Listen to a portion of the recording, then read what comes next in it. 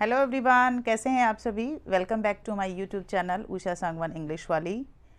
और आज हम फिर आपके सामने आ गए हैं एक नया टॉपिक लेकर के। होप सो कि जो पहले जितने भी टॉपिक्स मैंने कराए हैं आप लोगों को क्लियर होंगे। मैंने नोटिस कराया और नाउन कराए थे, अपने तरीके से मैं ये करवा रही हूँ बिल्कुल सिंपल लैंग्वेज के अंदर। अब आप लोग ये सोचोगे कि इंग्लिश टू इंग्लिश क्यों नहीं करा रही, क्योंकि ये एक कॉमन प्लेटफॉर्म है जहाँ पर हाउसवाइफ, छोटे छोटे बच्चे, कोई भी इसको सीख सकता है क्योंकि इंग्लिश हमारी लैंग्वेज नहीं है, क्योंकि हम हिंदी बोलने वाले हैं। और हिंदी बोलने वालों के लिए क्या होता है कि इंग्लिश में बाइलिंगुअल मेथड को यूज़ करते हो आप जितना जल्दी सीख सकते हैं। और आज हम आपके सामने एक नया टॉपिक स्टार्ट करने जा रही हूँ और वो है मोडाल्स। मोडाल्स सुना है बेटा आप लोगों ने? मोडाल्स क्या होते हैं? मोडाल्स? ऑक्सिलरी वर्ब आपने सुना है? Auxiliary verb. ऑक्सिलरी वर्ब क्या होते हैं? There are 24 auxiliary verbs. Auxiliary verb क्या होती है एक्चुअली में? सबसे पहले हमें ऑक्सिलरी वर्ब को जानना बहुत ज़्यादा ज़रूरी होता है। ऑक्सिलरी वर्ब क्या होते हैं? मोडाल्स हैं, इन्हें हम ऑक्सिलरी वर्ब कहते हैं। लेकिन इन्हें ऑक्सिलरी वर्ब क्यों कहा जाता है? बाकी हेल्पिंग वर्ब क्या होती हैं, ये थोड़ा सा हमें डिफ्रेंशिएट करते हुए चलना पड़ेगा। Modals are those helping verb which can change the mode and attitude of the main verb. I repeat again, modals or auxiliary verb are those verbs which can change the mode and attitude of the main verb. और ये कैसे होता है? जैसे for example मैं आपको बताती हूँ। मोडाल्स कितने होते हैं? 24 ऑक्सिलरी वर्ब होती हैं। Can, could, may, might, will, would, shall, should, have to, has to, had to, will have to, ये फोर्सफुल एक्शन के लिए यूज किए जाते हैं। डेयर, नीड, ये सब हमारे किसी में आ रहे हैं, मोडाल्स के अंदर आ रहे हैं। ought to, अब इन सब का कहाँ कहाँ कैसे कैसे यूज होता है हमें मेन वो देखना है। आज हम सबसे पहले मैंने आपको बताया कि मोडाल्स का मतलब क्या होता है। मोडाल्स का मतलब मैंने आप लोगों को समझा दिया। और आज हम सबसे पहले यूज करेंगे किसका? कैन। कैन को हम कहाँ कहाँ कैसे कैसे यूज करते हैं। अभी आप सभी लोग अपनी नोटबुक लेकर के बैठें और उसमें लिखना शुरू करें। सबसे पहले डेफिनेशन जो सबसे ज़्यादा इंपॉर्टेंट है और आप लोगों को ये सीखनी चाहिए। Modals are those auxiliary verbs which can change the mode and attitude of the main verb.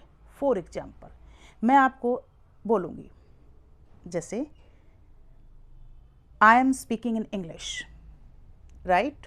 First word write down, I am speaking in English. Verb मेरे पास क्या आई? स्पीक। दूसरा मैंने बोला आई स्पीक इन इंग्लिश। तीसरा मैंने बोला I can speak in English. I speak in English, I am speaking in English, मैं अब इंग्लिश बोल रही हूँ। I speak in English, English बोलती हूँ। I can speak in English. अब ये जो कैन लग गया ना, हमारे पास जो मेन वर्ब आई वो क्या आई? मेरे पास आई स्पीक। लेकिन ये जो कैन लग गया ना, इस कैन ने क्या करा? जो स्पीक हमारे पास मेन वर्ब थी उसके मोड और एटीट्यूड को ही टोटली चेंज कर दिया। और वो कैसे करा? देखो आप, स्पीक मेरे पास क्या थी? वर्ब थी। अब पहले मैं क्या बोल रही हूँ? मैं आई स्पीक इन इंग्लिश। ये मुझे क्या दिखा रहा है? कि मैं इंग्लिश में बोलती हूँ।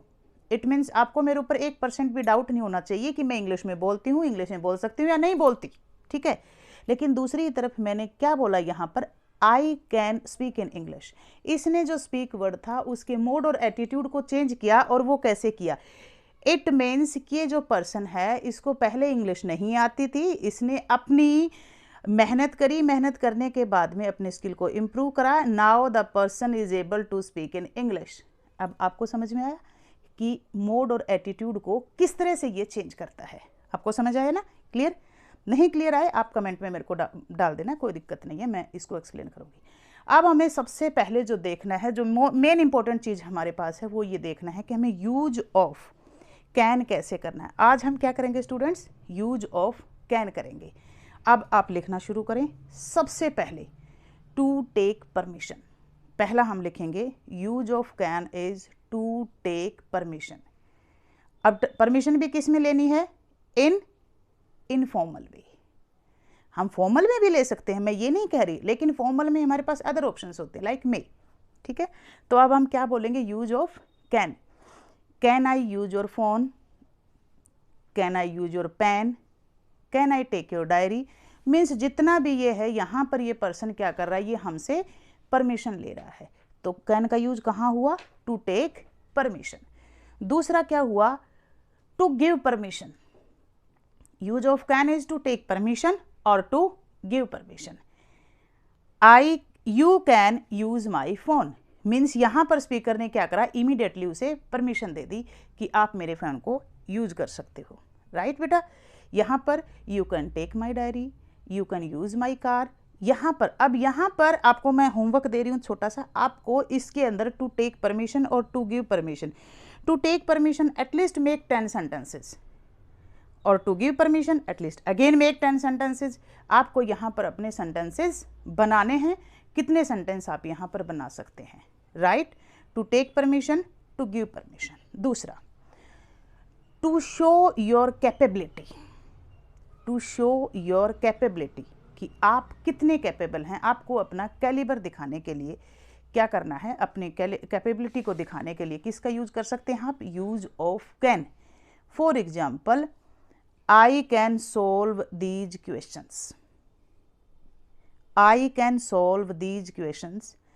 I can write in English. I can speak in English. I can do this work. I can complete this assignment. ये क्या दिखा रहा है, आपकी कैपेबिलिटी दिखा रहा है, समझ रहे हो। और वो कैपेबिलिटी भी कौन सी दिखा रहा है, मेंटल कैपेबिलिटी। एक होता है कैपेसिटी और एक होता है कैपेबिलिटी। यहाँ पर भी डिफ्रेंशिएट होएगा कि कैपेसिटी क्या होती है और कैपेबिलिटी क्या होती है। कैपेबिलिटी होती है mental related. I can solve this question, मैं इस क्वेश्चन को सॉल्व कर सकता हूँ, means you are mentally able to solve this question. लेकिन दूसरी तरफ अगर आप बोलते हैं कि I can pick 10 kg, means यहाँ पर आप अपना फिजिकली क्या दिखाते हैं, स्ट्रेंथ दिखाते हैं, तो ये किस में जाता है, आपका कैपेबिलिटी में जाता है। So are you getting my point.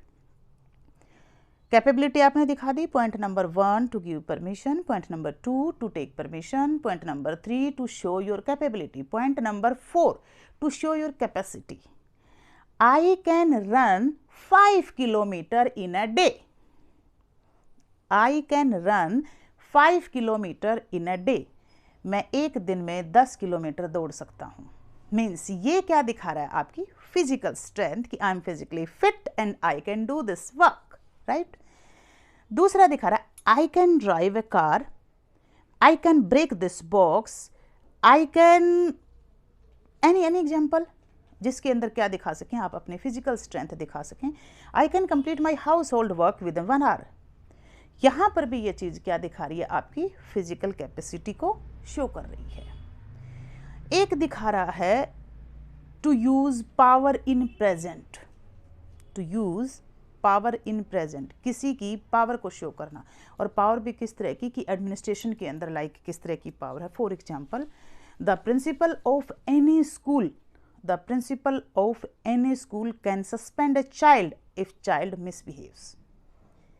अब उस प्रिंसिपल के पास में क्या है, वो पावर है कि वो किसी भी चाइल्ड को वहाँ से क्या कर सकता है, सस्पेंड कर सकता है, ठीक है। तो यहाँ पर उसके पास में क्या हो गया, administrative power. The principal of any school can give admission to a child on behalf of management quota. यहाँ पर फिर प्रिंसिपल के पास में क्या आ गई, अथॉरिटेटिव जो पावर होती है वो पावर आ चुकी है। और वो उस पावर में वो क्या करता है, वहाँ पर बैठ करके वो बच्चे को एडमिशन दे सकता है और इतनी पावर उस बंदे के पास में है। Are you getting my point. तो यहाँ से आपको बैठ करके सबसे पहले क्या देखना है, आज आपको यूज ऑफ कैन देखना है। और कैन के अंदर भी सेंटेंसेस जैसे to give permission, to take permission, उसके बाद में क्या बताया मैंने, कैपेसिटी, कैपेसिटी के अंदर क्या दिखाया है, आपको फिजिकल स्ट्रेंथ दिखाना है। कैपेबिलिटी, कैपेबिलिटी में आपको क्या दिखाना है, कैपेबिलिटी में आपको अपनी मेंटल स्ट्रेंथ को दिखाना है। उसके साथ में मैंने आपको क्या बताया, टू शो पावर। और पावर भी कौन सी, वर्ड 3 यूज हुए हैं बेटा, कैपेबिलिटी यूज हुआ, यहाँ पर कैपेसिटी यूज हुआ और एक पावर यूज हुआ। और यहाँ पर जो पावर है वो कोई सर फोड़ने वाली पावर नहीं है, किसी का सर नहीं फोड़ना बेटा। पावर यहाँ पर यह है कि आपको एडमिनिस्ट्रेटिव अथॉरिटी की तरफ से आपके पास में कितनी पावर है, जहाँ से आप क्या कर सकते हैं, जैसे मैंने आपको प्रिंसिपल का बताया कि प्रिंसिपल क्या कर सकता है, principal can give admission to a child. Now listen carefully.